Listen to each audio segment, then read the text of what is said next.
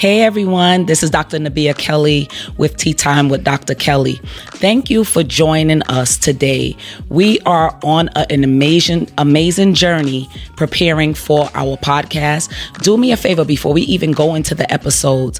Just begin to like, subscribe on below, share, tag, click the link and give it to someone. And also remember, do the notification tab that when we come on, we pop up. We have some awesome guests. We have people who are coming to drop some gems as they spill the tea in their industries, and we're looking forward for a dynamic time. So thank you for joining us. We look forward to seeing you. We look forward to engaging with you, and as you spill the tea, we shall pour into you.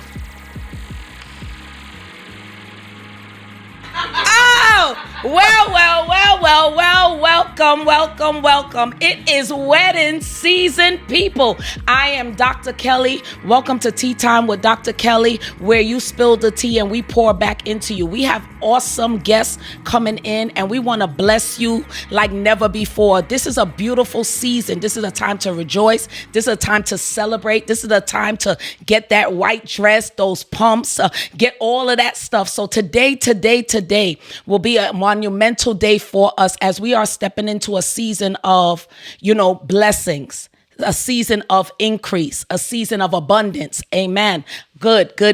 So we had Tea Time with Dr. Kelly, and today, I have a special guest in the audience, and I just actually connected, she's like a kindred already. We connected in the spirit. I felt like she's like my sister from another mother. It's like a Elizabeth and Mary. Wait, my baby start leaping, right? So we have Kimberly Melson, who is here with us from Kimberlite Event Planning. And I just want to introduce you because I've visited your venue a couple of times, and the way it's so immaculate, well put together, lighting, everything. I just want to say I enjoy. It's classy. It's very classy. So we want to welcome you to our studio audience, right? Thank you spill the tea and we pour back into you. And let me tell you a little bit about Tea Time is where we're in an industry where everybody is an expert in their story. I'm not an event planner, but I know a few things, but this is your area of expertise. So we want you to just be comfortable. Just feel free. If you have any questions, we're going to answer your question. And if I have questions, we need to know what to do to plan. Right? Yes, ma'am. We need to do. She don't not only plans weddings, she plans other events, whether it's religious ceremonies, whether it's a birthday bash, sweet 16, cotillion, you name it, bar mitzvah, your mitzvah. I don't know what mitzvahs, right? But she is the girl that you come to. She is in the Atlanta area, Douglasville to be exact. And we're excited about having one of our own. I'm very big in supporting Black-owned businesses that we put back into our communities. So I'm so proud of you. First, I want to say I'm proud of you. I am absolutely happy that you have graced this chair so that you can share. So tell us a little bit about who you are, who is Kimberly behind the scenes. Okay. Oh, where do I start? I'm actually a fun person. I love people first. I'm creative, I believe, and that's why I'm in this industry.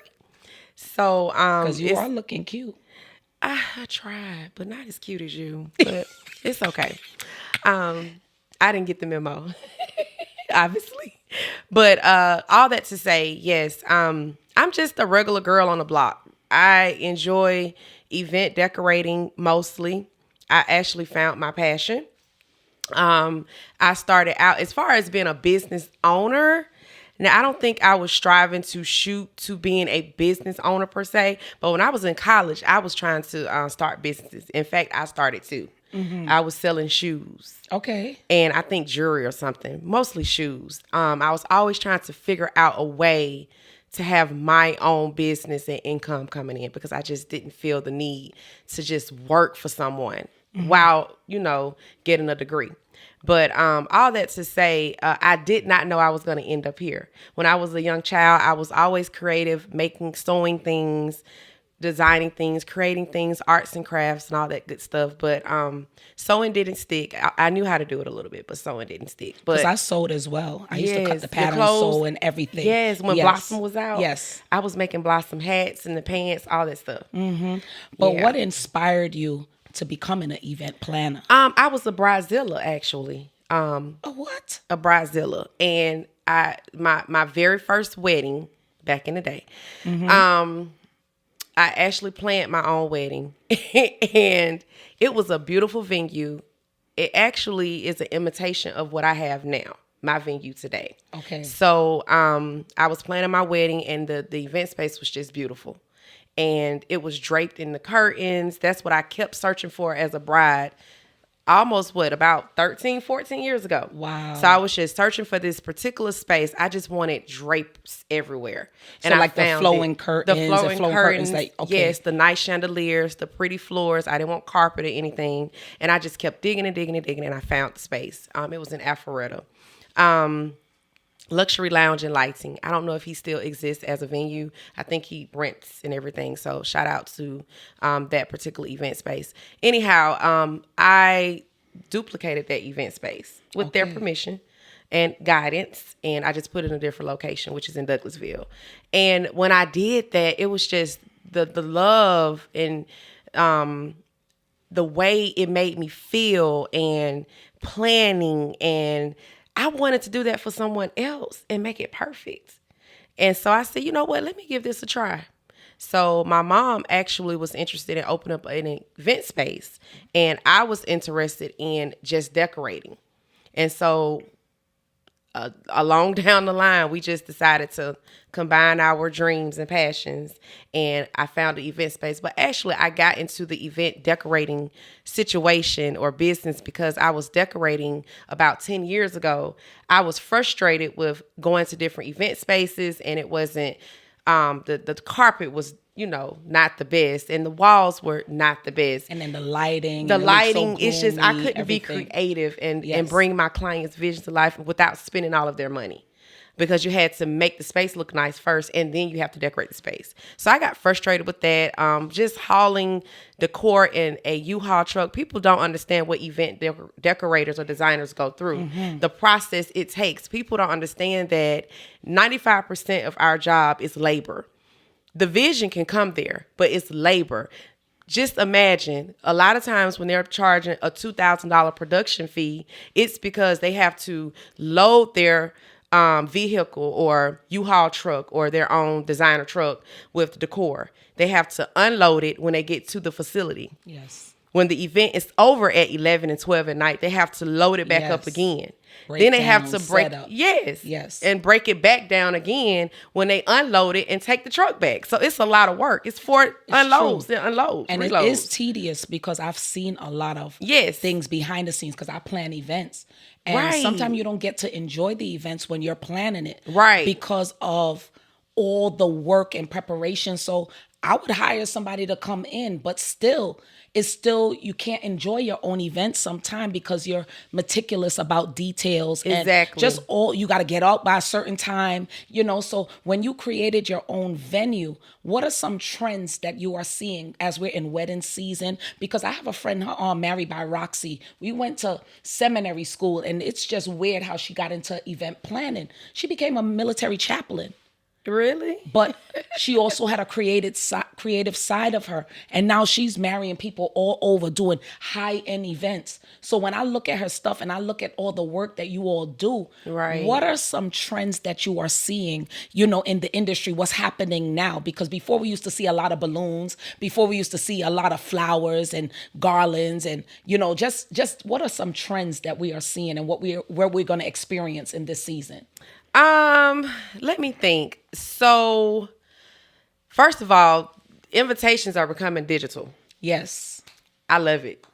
People tend to not RSVP too well when you send out mail. So, digital invitations are very popular. They do all type of things when they pop into your phone. It comes out of an envelope and it looks all high tech and all that good stuff. These AI invitations is what I would call them. Yes. But the dresses are so much more beautiful. They're blinged out gowns. People are getting professional bridal shops to design their dresses. I mean, Like seriously. bespoke. What they call it, bespoke? Yes. Yes. And Yes. I know one particular designer, she is charging just $15,000 off the Absolutely. bat for just even a consultation, and just bespoke. That means that it's custom made. Exactly. Right? And she sometimes has like a shell of wedding dresses that she could just add on decor or add on a little Swarovski Right. crystals, and Right. it's not really custom, but it Right. looks custom. So I like that with the Yes. wedding dresses. The wedding dresses, signature drinks are becoming popular. Explain. Signature drinks are basically different drinks like lemon drops, Hennessy margaritas, sidecars. Wow. People are not like purchasing the couples are not purchasing a loaded bar anymore. Okay. Some couples tend to have events like bring a bottle to like a bridal shower or something like that to kind of build their bars or whatever. But the signature drinks are a lot more affordable because you can get 2 to 3 or even 6. I've seen at my event space that the guests really like the signature drinks. Okay. They're not drinking Hennessy and Coke or Tito's. Like top shelf. They're not asking. Say for instance, you going to a club and you walk up to a bar and you say, "Hey, can you get me an amaretto sour or something like that, or a Hennessy and Coke?" The signature drinks are overpowering that. People are actually walking up to the bar at my event space and they're enjoying the signature drinks. Okay. It's a lot less cost effective because when you're like trying to buy alcohol for a loaded bar at your wedding, it can get very expensive. Very costly. So the signature drinks, you're minimizing the amount of alcohol you have to purchase. So it's really a great thing now. Signature drinks are becoming very popular. I have a bartender named Max. Shout out to Special Blends Bartending. Okay. She's amazing with drinks. She's Special Blends Bartending. yes. Okay. She's amazing with drinks. She actually creates her own mixes. And that's who I pretty much prefer at my event space. So that's one thing. What else? The best thing of all that I like about the new trends, ever since COVID hit, guess what? These weddings are becoming more intimate. I always tell my couples, hey, would you buy this person that you're inviting to your wedding a steak dinner from Houston's or Capitol Grill or an upscale restaurant? Would you spend that type of money on them? If not, they shouldn't be invited because that's what you're doing at a wedding. I like that. You're spending $50+ per person. Right. The food is, the caterers are very expensive now, as they should be. It's a lot of work. The food is pretty good. And they're charging minimum $35 to $40 per person. And then you're giving them drinks, food, and good entertainment. So you have to be very intentional about who you're inviting to your weddings. I actually dropped my guest count from 200 to 100 at my event space. Okay. I prefer 80 or less at Kimberlite Event Space. However, we go up to 100. But those are the best weddings because they're more intimate, more intentional. You can see the decor better. It's not crowded. And sometimes brides don't take in consideration that, this particular event space or venue may have a guest limit for a reason. We want you to have a nice, intimate, small event. So I think that a lot of weddings are transitioning to less than 100 guests. 200 is decent, but who has time to spend all that money? Because really the biggest fee probably is the event space and the caterer. The caterers get expensive. You have to bring in a contractor caterer to come in. Well, at my event space, I've never been a big fan of forcing people to use the event space's vendor. However, I understand now that I've been in business for a while, I understand truly why event spaces choose to force you to use their vendors, because it's almost like every weekend I have a different vendor come inside of my venue. Right. I have to repeat myself, micromanage, tell you what to do, how to use this, where is this plug? Yes. All those things happen and it gets frustrating sometimes. It does. Even to the vendor. So it's better to have your own A team. I know what my caterer is going to do and how they're going to deliver. That's right. the DJ, but you don't want to force that on a person. I don't want to force someone to use a caterer I think is good. So it's like sometimes it's better to have one-stop shopping where you all inclusive is always awesome. But right. some people get all inclusive and confused with just a cheaper price because it's all inclusive. My all inclusive is I'm going to give you the 18 for a good price for great execution. Yes. Okay, and I'm going to give you good service. That's going to be immaculate. Yes, that's understand. my goal for a all-inclusive event. But however, I do have my venue set where you can bring your own vendors in. I kind of push for you to use my own bartender because that's a liability, seriously. But other than that, I allow people to choose their own caterers. There are different cultures of people that come into my event space, and I can't guarantee a caterer service. So what would you say would be the best thing to tell couples who are looking for a venue? What advice would you give someone who is currently exploring a venue? Okay, so we're going to get to that question. Yes. That's a good question. Come on now. What should we keep in mind? Yes. So I'm speaking from experience. When couples are choosing their event space, the first thing is how much money do you have? What is the budget? Show me what are you willing to spend? That's very important. Come up with a budget. Also, plan within a year or two. Do not plan a wedding within 6 months or you will be stressed out unless you're filthy rich. Most people who plan weddings are average working Americans. What? No, okay. So you're going to be dishing out money after money. Yes, to different vendors. So you want to plan within a year or two so that you won't be stressed from just paying people the whole entire time. Yes. So, and you just get better planning, better quality of an event. So, that's the first thing, your money, your budget. Secondly, of course, is choosing the venue. When you walk into a venue, this is my opinion, people. You need to feel the energy. I need to feel it. You got to feel the turn. You got to feel it. It's got to be in your shoulders. You know what I'm saying? Right? You got to feel it like. Yes. Like if you buying a house and you walk into that house, you say, yeah, this is it. This is it. So when you walk into a venue, and you need to feel it. Right. You should feel the energy, the vibe, the smells, everything. And the people. Customer service is extremely important. I don't care about race, black lives, white lives, Caucasian lives, all that stuff. When you walk into my space, I want you to feel the energy and equal get the customer opportunity. Absolutely. You get the energy from the space and you get the energy from me and my mom. My mom run the space with me. That's right. Shout out to my mommy. But anyway, we thrive on customer service. We try to be the Chick-fil-A of venues. So when you come in, we want you to feel the energy, the vibes my from pleasure. Us. Yes. My pleasure. I should. You know what? I do say that. You my pleasure. And even let me show you right here, like Publix, they take you to where it is. They don't be like, oh, it's over there, Pookie and out 27.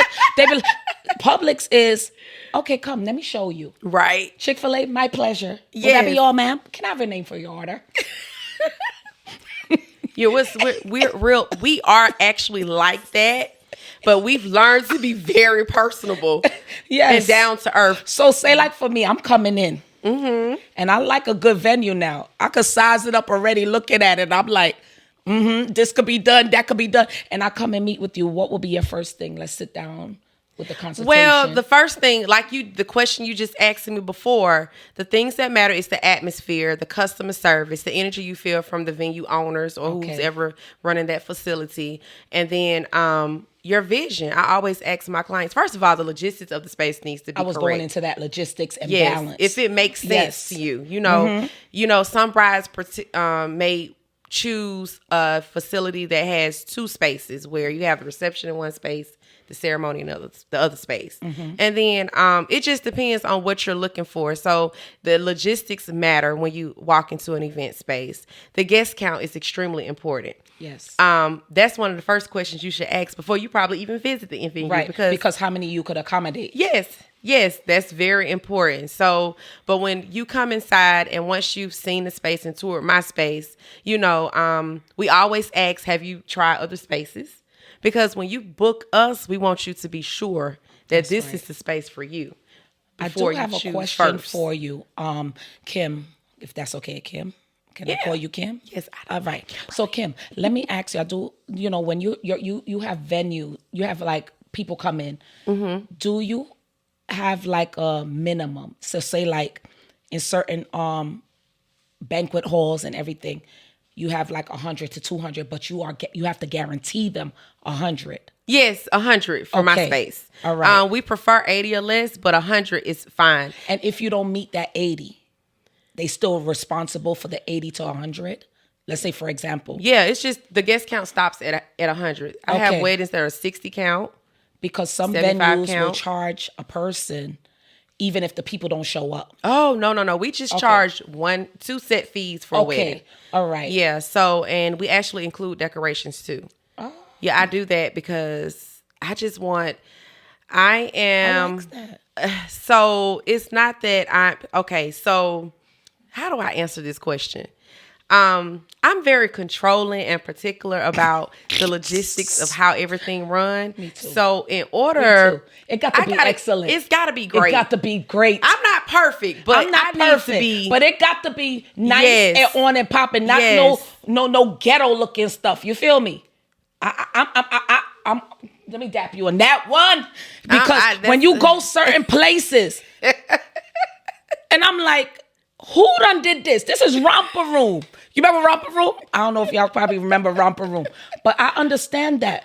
It is 100% true. You like your stuff the way you like it. Yes, I want when your guests arrive, I want everything to flow. So the only way I can control that is if I offer decor to match the style venue I have. I'm a very minimalist person. I like chic, timeless pieces that are classy.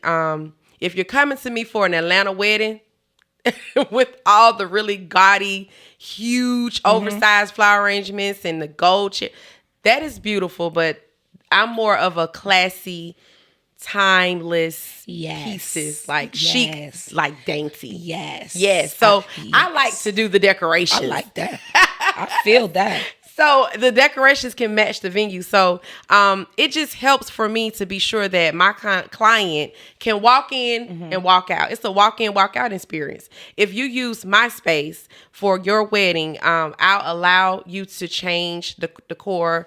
If you want to upgrade some things or you want to just go completely custom, you don't have to use the decoration that's included. But I still give you a variety of many different linens to choose from for the decoration that's included in my packages. However, you walk into your wedding, it's already decorated. I break everything down. You walk out. Only thing you need to do is take your purse and your belongings from my bridal suite. Your caterers are going to break down their own stuff. The cake possibly will be thrown in the trash or eaten by the guests. The bartender is going to pack up everything. The DJ is going to pack up everything, and I'm cleaning up the facility. That's included in my price. Right. So having control over the decorations has been a hit for me because I can guarantee that my client is not stressed and the wedding is organized. I'm very nosy event space owner / event designer. So I get all in your business. I'm like, who's your caterer? Right. Who your DJ? Yes. What time your caterer supposed to be here? Because even if they tablecloths are not right, I will switch them out and put some nice ones there.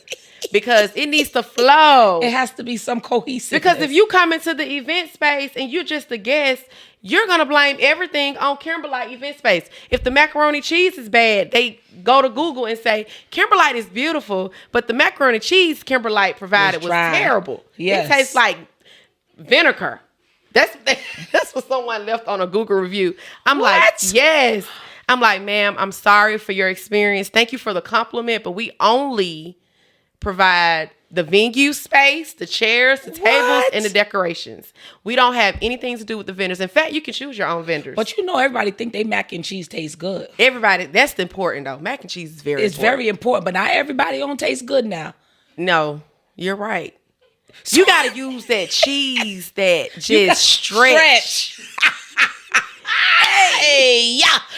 Right? Because some of them be using them 99 cents craft box. You know the little bags with the powder. Cheese. With the powder. You remember the powder one? Yes. We're not using that. I can tell when the cheese is not right. When the cheese not stretching in the buffet line, that's not the macaroni so cheese. I got to see about the reviews for this. I've been blamed for the macaroni cheese, and I'm like, not the mac and cheese now. Yes. But you have to let them know that you are responsible for decor and all of those things. Yeah, decor, event space. You mentioned something about cultural differences. Like, we are in a place where we have different faith-based people, right? They come in. How are you able to get the vision? Say, for example, someone who has the faith of a Hindu person or Muslim or Islam, because how do you manage different cultures and how many different faith or base religion? Because sometimes people might want a shrine or may want a feng shui or something. Or the decorations facing the moon. The moon, right. I had that before. And traditional weddings. Yes. Honestly, when people come into my space, your vision becomes my vision. That's the goal. Mm-hmm. It's like we become one. Once we become one, and I can just connect to you like an avatar, avatars. Once we connect, literally my vision becomes your vision. I don't judge anybody's culture. I just basically, if I can give you the service that you want and the vision that you want, I can bring it to life. That's right. So it's very simple for me. I don't judge. I don't say, well, if it's something I can't do, I will refer you to someone. Let me ask you a question. Did you ever have, this is just off, this not even something that we discussed prior. Did you ever have a Caribbean wedding, something called a kwekwe?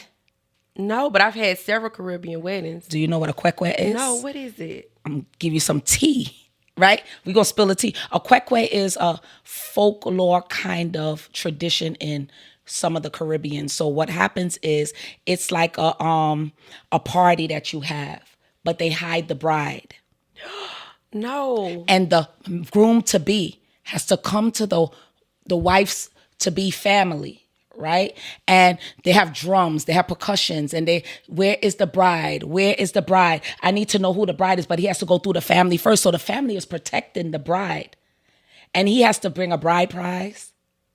If they ask him to sing, he has to sing. If he has to dance African or, traditional folklore dance. And it's like sometimes the bride might be on another island or the bride might be in another outhouse and they're hiding the bride to see how bad he wants the bride. Oh, wow. So it's called a kwekwe. So how would that be possible in my event space? Listen, if you're doing because some cultures will have 7 days of celebration. Right? Like Indian weddings, Caribbean weddings will have 7 days of celebration. So one of the celebrations will be a kwekwe. Wow, that's so unique. I've never heard of that. Right. So if you get an opportunity, we're going to send you the link so you will see. And not saying that people will do it, but I just wanted to know, did you ever hear of it? Because the guy will have to dance, where's the bride? And then they have the people, the bride is hiding. Yeah, you got to find her. And this is different cultures. Right. Right? It doesn't make it bad or good, but it's just some cultures want you to go and seek the bride out. What are you bringing to the family? Because you're taking my daughter into your house now. So it's like you have the older people guarding the child, like say like the elders. Right. Guarding the bride, right? The bride to be. So once they feel like the guy has come and represented well, here is the bride. Here is the bride. And then they begin to reveal the bride. So where did you see this? It's part of my culture. I'm from South America, right? Guyana. And they have that. Yeah. Now that. And it's a derivative from Africa. Yes. That's when they could not have weddings. Wow. So that's where you get bride prizes and just different things. I just wanted to ask you a question about that.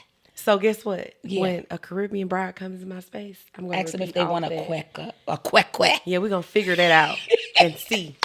Now, I do know they like to party all night long. We do. We do. They want me to shut the event space down at 4. Yes, we do. We do. Now, after COVID, so many businesses. Were you in business before COVID or after? Well, look, okay. People, I opened my business. First of all, I don't want to seem ignorant. I had no idea what a pandemic was. When I say a pandemic, like, I heard about it, but it was in China, for goodness sake. I was still at work. It did start there. It did. It started there. So that's the last time I heard about it. But I was actually working a full-time job, and I was also opening my event space. I was the general contractor for, all of the, renovations and everything. And we were told to go home. We were sent home at work. And long story short, I had the whole space renovated. My contractors were really good. I handpicked each contractor, and we finished the project in about 45 days. I opened my event space on March the 7th, 2020, and I was shut down 2 weeks later. Should I be honest? Be honest. I cried like a baby. I was like, God, what's happening to me? Because I was about to open a church. And the Lord said, shut it down. Don't even start the church. What? He didn't tell me that. But he told me in December of 2019, cancel your itinerary for 2020. Not knowing that we were on the brink of a pandemic. So business for you. You cried. I cried when I was shut down. It's no way I can have a event space in the middle of a pandemic and people are getting sick just from being around each other. So, of course, I'm human. I became like depressed, sad for a few months. I was able to reopen, but God allowed things to happen because I'm a Christian. Me too. God allowed things to happen from the time I shut the event space down until June. I was able to still have people come and visit the space and do tours, and they were still booking. So in June, I had to cancel about 10 events because I booked about 10 events the day I opened. However, I gave people their money back. I couldn't keep doing that forever because then the business would go broke. Okay. Yes. So with all that being said, I had my first wedding in June. I was booked the whole entire year to the point where I was working Friday, Saturday, and Sunday, and mostly weddings. People were falling in love because, it's the pandemic. They're not broke. It was nesting and cupping. Yeah, they was making babies and falling in love. Yes. And they was coming right on over to Kimberlite Event Space. So I was booming in weddings for the next 2 years. The pandemic didn't affect me at all, and I thank God for that. And then within 2023, that's when, things start slowing down with weddings. People are more in the mindset of getting divorces. And then we had a baby boom. Yes. Everybody who was in the pandemic became pregnant. Yes. So now I'm doing a lot of wedding baby showers. That's what I call them. Because they look like weddings. For goodness sake. They're so beautiful and just immaculately done by some event planners. I've done several baby showers myself, and they look really, really pretty. They're very, very pretty. And so I've been doing a lot of parties, anniversaries, 50th birthday parties, all the way up to 80. I think I've had a 90th birthday party. I've even done a wedding for an 80-year-old couple. So business is very steady. God is still good. But the pandemic didn't affect me like I thought it would. But this light recession we in, that's what I'm a little concerned about. But we're not going to go there. That's another podcast for another day, child. But I'm sitting here just listening to you and just encouraged. Really? Mm-hmm. I am encouraged because, one, I know you're very creative. Two, I see even more than what you're seeing right now with this event planning. I'm seeing even on a greater level, right? My next event space. Yes. Because that's what I want. I see a greater event space and I'm seeing where you have stages and just different things. That's just me, just looking and listening to you, that your vision is greater than where you are. And I believe that this next season that you're about to walk in, God is just going to roll out the carpet for you. Oh, don't make me cry on camera. Cry.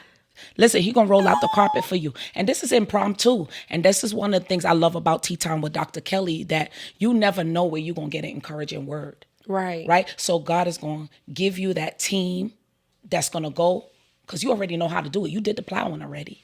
So it's going to be easier when you get to the bigger venue. Oh, yes. It's going to be easier. So I'm just encouraged to see how the sustainability, just your passion. When you talk, your voice fluctuates up and down about, people's experience. Mm-hmm. It's the experience for me when I come to a venue, and you are a wealth of knowledge, and just hearing you, there's greater. There's greater. I receive it. There's greater. I can't wait. So what are some fun facts? Give me 5 fun facts about Kim, and what do people expect when they meet you? Just people in general. It don't matter who. I'm really bubbly. Mm-hmm. I'm extremely friendly. I try to, idle it down a little bit. But when I'm in my passion, when people walk into the event space, you're going to get the bubbly Kim. I'm excited about your vision. Your vision becomes my vision. Me and my brides become besties. Mm-hmm. They're texting me at 11 o'clock at night. Girl, what you think about this color? I even designed a book for my brides to choose their color palettes. So I love what I do. It's a passion. I'm in the business for money, of course, but and it's a lucrative business. However, you have to have the passion for it because this is a hospitality business. You literally have to cater to people. You have to love people. You have to be understanding to people. You can't take things personal from people that don't know you. So I have to go in with an attitude, with good positive vibes and energy, and I'm ready to have a successful event with you. So that's the first thing. People see me as bubbly, chatty, friendly, and then I am an ambivert. If you guys don't know what that means, I'm a little introverted and extroverted. I'm the same. Because I have my introverted ways too. Yep. Yes. Ambivert. That's what this called. Right. Yes. Learned that in counseling. So, so an ambivert, I've learned that you cut it on, you cut it off. So when I get home, I am a homebody. I enjoy looking at serial killer movies. Serial killer movies. I'm sorry. Okay, it's okay. Okay, I enjoy just watching different seasons like Game of Thrones. I love stuff like that. So I have a pet lizard. I'm a reptile lover. He's about 14 years old. Yes, and I'm going to get another one. So what, he eat lettuce? Girl, he eat expensive food. He is high maintenance. The older he gets, the more high maintenance he is. What? He sleep a lot, and he only like a bug that's like $10 for 4. So the point is, when people see me, the other side of me, I can be extremely, when it's time to get the job done, I'm very strict. I like a controlled and structured environment when I flip rooms, because flipping rooms, we didn't talk about that. I flip rooms at my space, and thank God I am not taking all the credit. I have never had a room flip that has lasted past 1 hour. Wow. Because you're transforming a room with a 3-hour decor to 1 hour. So I have a really good team, and I flip a room within an hour at my event space, and I just enjoy it. And I can be very serious and want things done right, because at the end of the day, when a couple come to an event space, the goal is you only get one chance to make it right. Mm-hmm. Everything has to be perfect. And I mean, everything has to be perfect. You're going to have some hiccups, but everything have to be perfect. Yes. Because you can't redo that day. And the experience. I'm nervous, just like the bride. Every wedding, I have everything in writing. I don't have a lot of issues with, like you have some disasters and all that stuff, because I'm very communicative with my brides. I communicate very well with them. We're talking the whole entire situation. So if something happens at the event space, it's not something that was in my control. So thank God I haven't had anything happen. The most things that I've had happen with brides or couples, the brides changed their colors, child. They just changed the whole wedding color and decor 2 weeks before the wedding. Do you see where we talked about trends? Husbands, do you see the groom helping, or more so the brides? Okay, see, if I was to go into detail about what I think about the different guys that come in there, Jesus, girl. There are 3 types of grooms. Ooh, come on, let me hear. Just quick. Grooms, don't get mad, okay? Bullet points, come on. Okay. 1, 2, 3. The first type is Baby, it's whatever you want. Hey, you can have whatever you like. They're not arguing about napkin colors, charging plates. They're right. involved, but they want whatever you like. Number 2. The second groom is a groomzilla. They are just as particular as the bride. Okay. I prefer a blue napkin. No, baby. I want an ivory tablecloth. But no, they go back and forth. They're very involved. Involved. Number 3. The ones that the ladies just drag in. And I'm looking like, girl, should you marry him? But I'm not going to say anything because, I want your money. If we don't got transparency, we got it today. You knew what today. You knew what you gave in that venue. You knew what you brought into that venue. So that, you know what I'm saying? Hello? So, okay. Listen, Kim, there is somebody out there who may be wanting to start a business. There's somebody who may be a little discouraged about event planning. They may not be getting the bookings that they feel that they should. I want you to speak to that audience to tell them don't give up. I want you to encourage that audience because, business and any business has their highs and lows. Absolutely. It's a roller coaster. As with anything in life. So I want you to encourage the people because those of you who are watching Tea Time with Dr. Kelly, you may be wanting to start your own business. You may want to invest or come in partnership with someone, or how do you even start? So Kim is going to answer that question as she spills the tea. Yeah, I can spill the tea a little bit. The first thing, you need money. Hello. Money. Okay, so in this industry, I'm thinking it just depends on the type of space you want. If you're just starting, you're going to probably have to get some type of loan or assistance or an investor, saved money, whatever you need, wherever you get your funds from, you're going to need probably starting at $100,000 in my experience. Yes. It may be a lot more because buildings are a little bit more expensive now. The rates of everything has gone up. So that's the thing. But I've always told people, I wrote down my vision many years ago. 10 years ago, I knew I wanted drapes. I knew I wanted a certain type of floor. I knew I wanted a certain type of chandelier.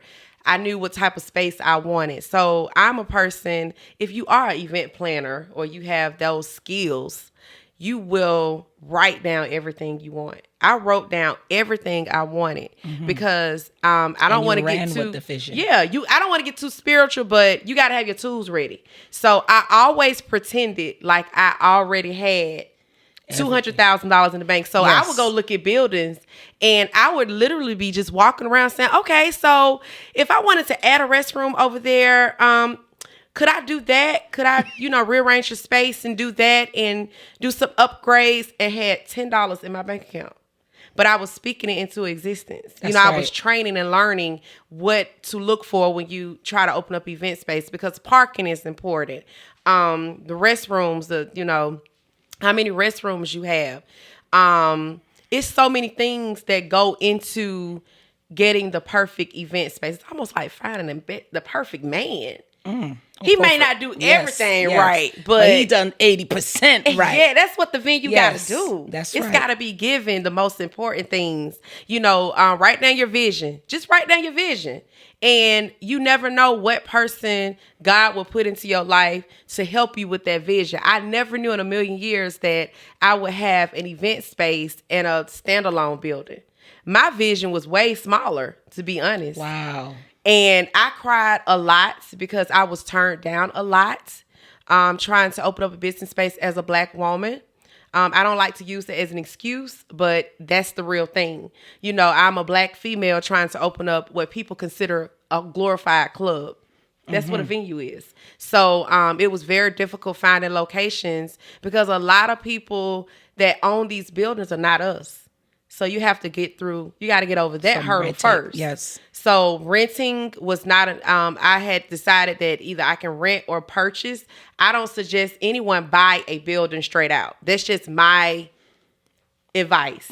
Renting is better because then you can see how the business feels, because the venue business is not super easy. Right. You have to have a real passion for it, because if you're in it just for the money, you'll lose interest, because you have to like people and you have to work extremely hard. You have to keep that space clean. Right. You know, you have to make sure people like what you have. So all that to say, write your vision down and just don't give up. I gave up a lot. I really did. But for whatever reason, I kept coming right back. And it's still difficult. Brought you here today. Yes. And it's still difficult. I have ups and downs. People think entrepreneurship, people like to, and I don't want to get too detailed, but people really take entrepreneurship lightly. I'm an entrepreneur. Entrepreneurship is not for the weak, because you are literally right. You're literally relying on people to pay your bills. People are unpredictable. So I always suggest you have 3 sources of income. Don't quit your job because you just got a business and you are an entrepreneur. Don't quit your job. In fact, get 2. Get 2 jobs. With that being said, we want to thank you for coming to our podcast and joining us for Tea Time with Dr. Kelly. I've learned a lot of things in regards to the event planning business, and I believe that we're going to connect on a different level soon. Yes, ma'am. Yes, ma'am. Yes, I believe so. Right? I like you. And I like you too, sis. Yes. Amen. Clock it. Clock A. I felt that. Clock the T. So we want to say thank you for coming to this episode, viewing us on this podcast with Tea Time with Dr. Kelly, as we spill the tea. Yes, and ma'am. we pour back into you. Thank you all for joining us for our episode with Tea Time with Dr. Kelly. And we look forward to seeing you another time. Just remember, subscribe, tag, share, put your notifications on as we continue to spill the tea.